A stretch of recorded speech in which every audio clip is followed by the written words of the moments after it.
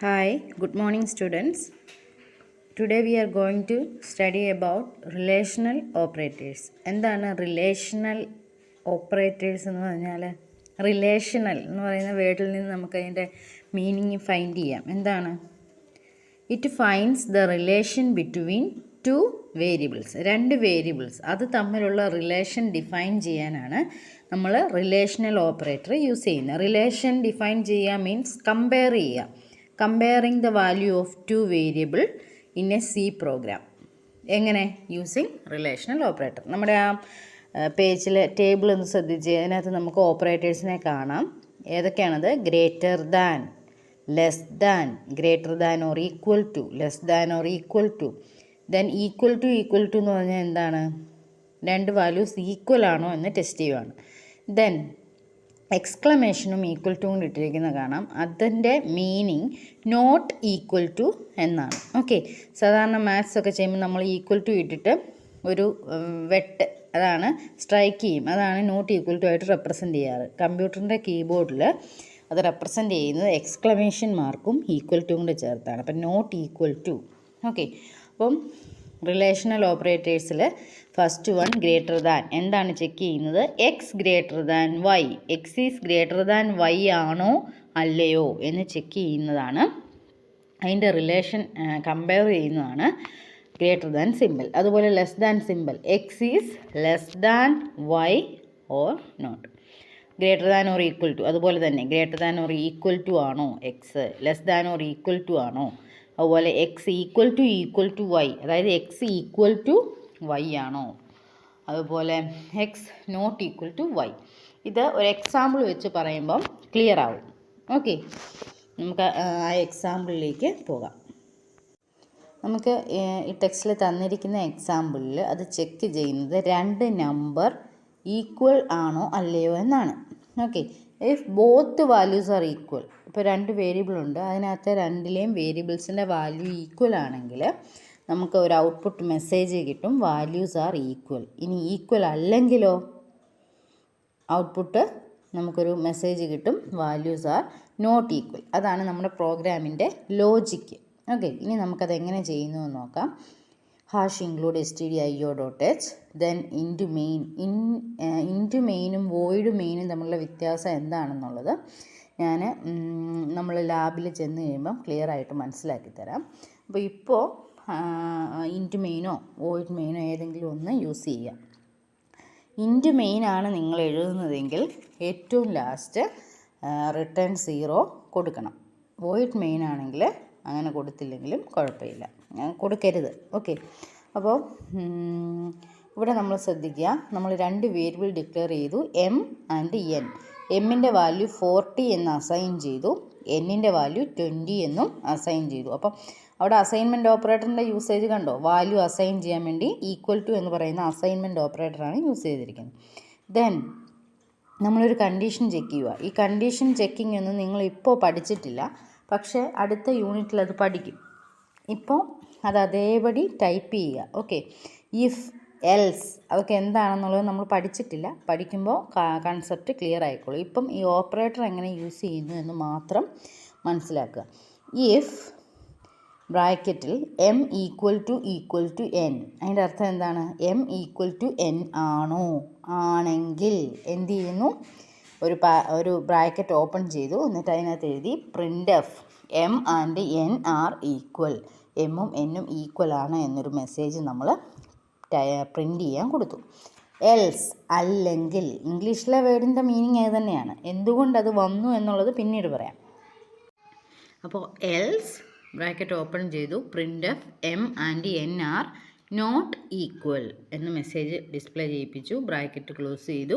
Then main ഫംഗ്ഷൻ്റെ ബ്രാക്കറ്റും പാരന്തസിസും ക്ലോസ് ചെയ്തു. ഓക്കെ, പ്രോഗ്രാം ക്ലിയർ ആയോ?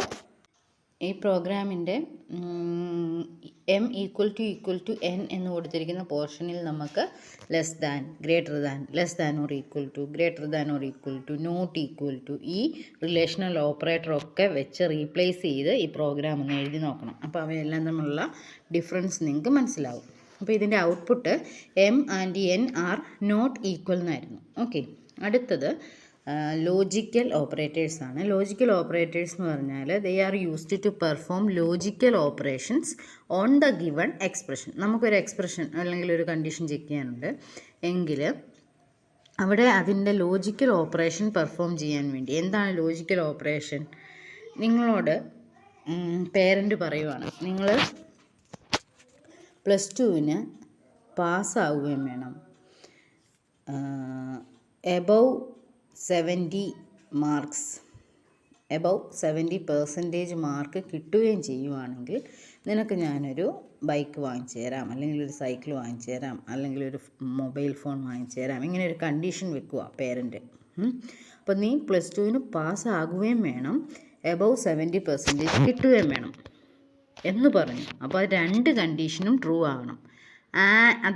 ആ 2 കണ്ടീഷനും ട്രൂ ആയെങ്കിൽ മാത്രമേ നമുക്ക് എന്ത് കിട്ടത്തുള്ളൂ? ആ ഗിഫ്റ്റ് കിട്ടത്തുള്ളൂ.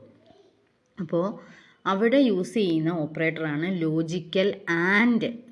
ഓക്കെ, 2 കണ്ടീഷൻ കൊടുക്കുന്നുണ്ട്. 2 കണ്ടീഷനും ട്രൂ ആണെങ്കിൽ മാത്രമേ നമ്മളുടെ കണ്ടീഷൻ ഫുള്ളായിട്ട് ട്രൂ ആയി എന്ന് പറയാൻ പറ്റത്തുള്ളൂ. ഓക്കെ, ഇനി അങ്ങനെയല്ല പറഞ്ഞത്, നേരെ തിരിച്ച് പറയുവാണ്. ഒന്നുകിൽ നിനക്ക് +2 എബവ് 90% കിട്ടണം, അല്ലെങ്കിൽ നിനക്ക് മെഡിക്കൽ എൻട്രൻസിന് ആദ്യത്തെ 25 റാങ്കിനുള്ളിൽ വരണം. ഇതിലേതെങ്കിലും ഒന്ന് നീ സാറ്റിസ്ഫൈ ചെയ്താൽ നിനക്ക് ഞാനൊരു പർട്ടിക്കുലർ നിൻ്റെ കണ്ടീഷൻ ഞാൻ സാധിച്ചു തരാം എന്നൊരു കുട്ടിയോട് പറയുക. അപ്പോൾ ഈ ലോജിക്കൽ ഓർ എന്ന് പറയുന്ന ഓപ്പറേറ്റർ അവിടെയാണ് വർക്ക് ചെയ്യുന്നത്. ഒന്നുകിൽ കണ്ടീഷൻ 1 സാറ്റിസ്ഫൈ ആവണം, അല്ലെങ്കിൽ കണ്ടീഷൻ 2. അടുത്തത് ലോജിക്കൽ നോട്ടാണ്. അതെന്ന് പറഞ്ഞാൽ നേരെ റിവേഴ്സ് സ്റ്റേറ്റ് ആണ്. നമ്മുടെ കണ്ടീഷൻ ഫോൾസ് ആണെങ്കിൽ മാത്രമേ ഈ പർട്ടിക്കുലർ സ്റ്റേറ്റ്മെൻറ്റ് എക്സിക്യൂട്ട് ആവത്തുള്ളൂ. അതായത് നമ്മൾ പറയുവാണ്, നീ എക്സാമിന് തോൽക്കാതിരുന്നാൽ മാത്രമേ, അതായത് തിരിച്ചു പറയുന്നതേ ഉള്ളൂ. ഓക്കെ, അങ്ങനെ നമ്മൾ കൊടുത്തിരിക്കുന്ന കണ്ടീഷൻ്റെ ഫോൾസ് കണ്ടീഷൻ എടുക്കുവാണ് അവിടെ ചെക്ക് ചെയ്യാൻ വേണ്ടി. ഒരു എക്സാമ്പിൾ പറയുമ്പം നിങ്ങൾക്ക് ഈ കൺസെപ്റ്റ് ഫുള്ളായിട്ട് ക്ലിയർ ആവും. ഓക്കെ, നമുക്ക് ആ എക്സാമ്പിൾ നോക്കാം. ഇവിടെ കണ്ടോ, ഈ m = 40, n = 20. അതുപോലെ മറ്റ് 2 വേരിയബിൾ ഒയും പിയും, o = 20 ആൻഡ് p = 30. നമ്മൾ ആദ്യത്തെ കണ്ടീഷൻ ചെക്ക് ചെയ്യുവാണ്. If m > n and m ≠ 0. എന്താ അതിൻ്റെ അർത്ഥം? m > n ആയിരിക്കണം, m ഒരിക്കലും 0 ആകാൻ പാടില്ല. ആ കണ്ടീഷൻ ട്രൂ ആണെങ്കിൽ, അതായത് ബോത്ത് കണ്ടീഷനും ട്രൂ ആണെങ്കിൽ മാത്രമേ നമുക്ക് എന്ത് മെസ്സേജ് വരത്തുള്ളൂ? printf both conditions are true എന്ന് പറയുന്ന മെസ്സേജ് ഡിസ്പ്ലേ ആകത്തുള്ളൂ. നെക്സ്റ്റ് കണ്ടീഷൻ നോക്കിയേ, o > p or, logical or ആണ്, p ≠ 20. അതായത് o > p എന്ന് പറയുന്ന കണ്ടീഷൻ ഒന്നുകിൽ ട്രൂ ആയിരിക്കണം. ഇവിടെ ട്രൂ ആണോ? അല്ല. ഒയുടെ വാല്യൂ 20, പിയുടെ വാല്യൂ 30ആണ്. അപ്പോൾ ആ കണ്ടീഷൻ ഫോൾസ് ആണ്. Or p ≠ 20. p ≠ 20 ആണോ? അതെ. പിയുടെ വാല്യൂ ഇവിടെ 30 ആണ്, അവിടെ 20 അല്ല. അപ്പോൾ ഇതിൽ ഒരു കണ്ടീഷൻ ട്രൂ ആണ്, ഒരു കണ്ടീഷൻ ഫോൾസ് ആണ്. എങ്കിലും അതിനുള്ളിലുള്ള printf only one condition is true എന്ന് പറയുന്ന സ്റ്റേറ്റ്മെൻറ്റ് പ്രിൻ്റ് ആകും. എന്താ കാര്യം? p ≠ 20 ട്രൂ ആയതുകൊണ്ട്. അടുത്ത കണ്ടീഷൻ നോക്കിയേ, ഇഫ് ലോജിക്കൽ നോട്ടാണ് യൂസ് ചെയ്തിരിക്കുന്നത്. Not m > n and m ≠ 0. m > n ആണോ? അതെ. m ≠ 0 ആണോ? അതെ. രണ്ടും ട്രൂ ആയിരുന്നു. പക്ഷേ ലോജിക്കൽ നോട്ട് കൊടുത്തുകൊണ്ട് നമ്മൾ എന്ത് ചെയ്യും? അത് ഇൻവേർട്ടഡ് മീനിങ് ആണ് എടുക്കുക. അതായത് ഫോൾസ് ആയിരിക്കും. ഈ നോട്ട് വന്ന സ്ഥിതിക്ക് ഇത് രണ്ടും ട്രൂ ആണ്, അത് രണ്ടും ട്രൂ ആയില്ലെങ്കിൽ മാത്രമേ അതിനുള്ളിലുള്ള സ്റ്റേറ്റ്മെൻറ്റ് എക്സിക്യൂട്ട് ആവത്തുള്ളൂ.